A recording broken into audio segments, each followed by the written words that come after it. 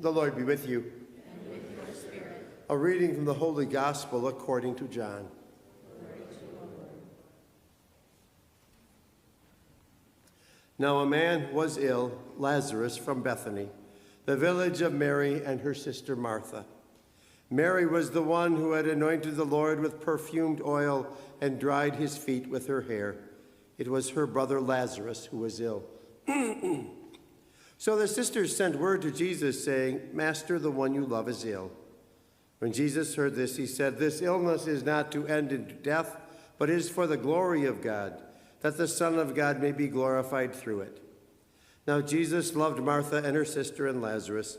So when he heard that he was ill, he remained for 2 days in the place where he was.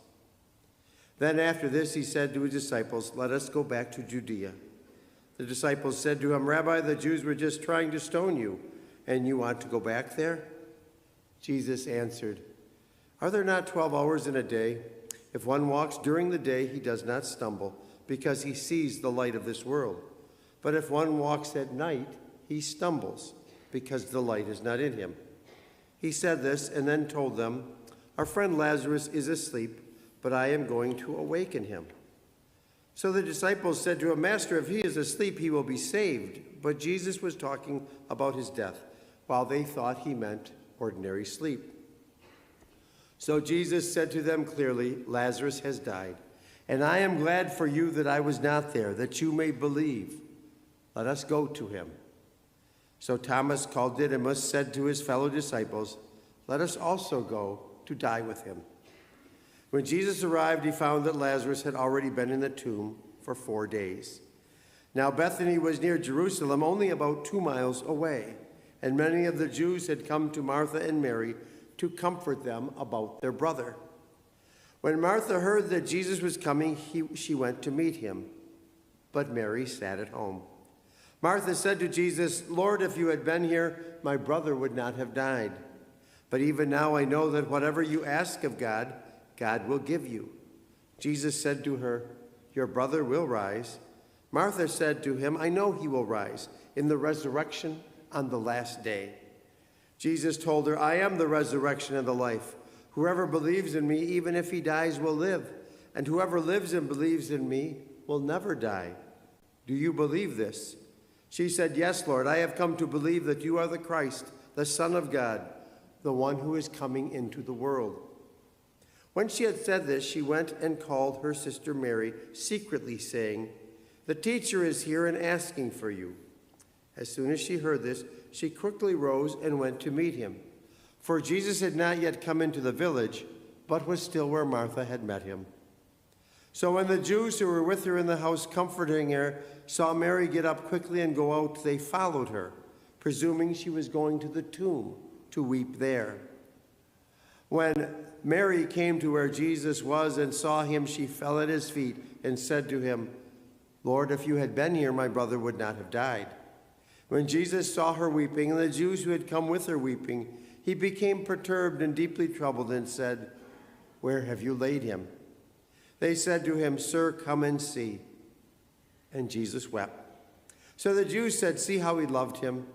But some of them said, "Could not the one who opened the eyes of the blind man have done something so this man would not have died?" So Jesus, perturbed again, came to the tomb. It was a cave, and a stone lay across it. Jesus said, "Take away the stone." Martha, the dead man's sister, said to him, "Lord, by now there will be a stench. He has been dead for 4 days." Jesus said to her, "Did I not tell you that if you believe, you will see the glory of God?" So they took away the stone. And Jesus raised his eyes and said, "Father, I thank you for hearing me. I know that you always hear me, but because of the crowd here, I have said this, that they may believe that you sent me." And when he had said this, he cried out in a loud voice, "Lazarus, come out." The dead man came out, tied hand and foot with burial bands, and his face was wrapped in a cloth. So Jesus said to them, "Untie him and let him go." Now many of the Jews who had come to Mary and seen what Jesus had done began to believe in him. The Gospel of the Lord.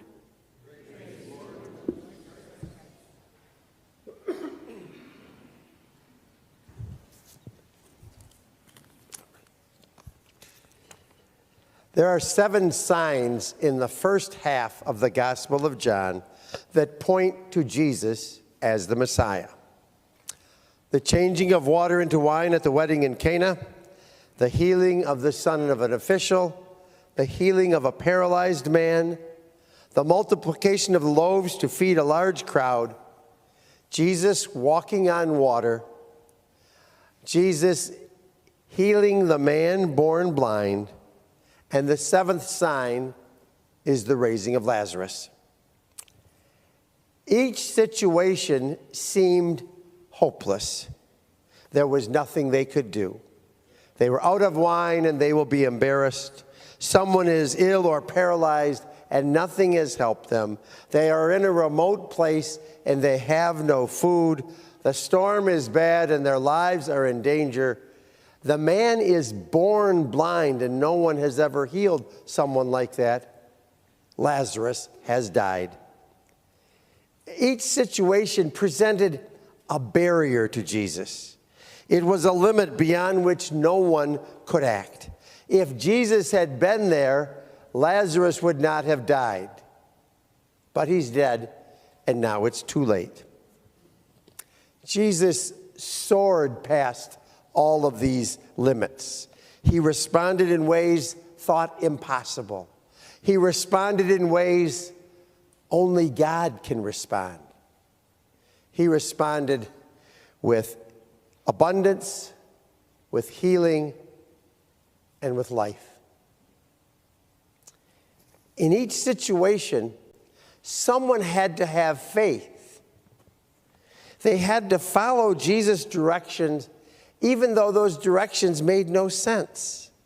It's easily seen in this story of the raising of Lazarus.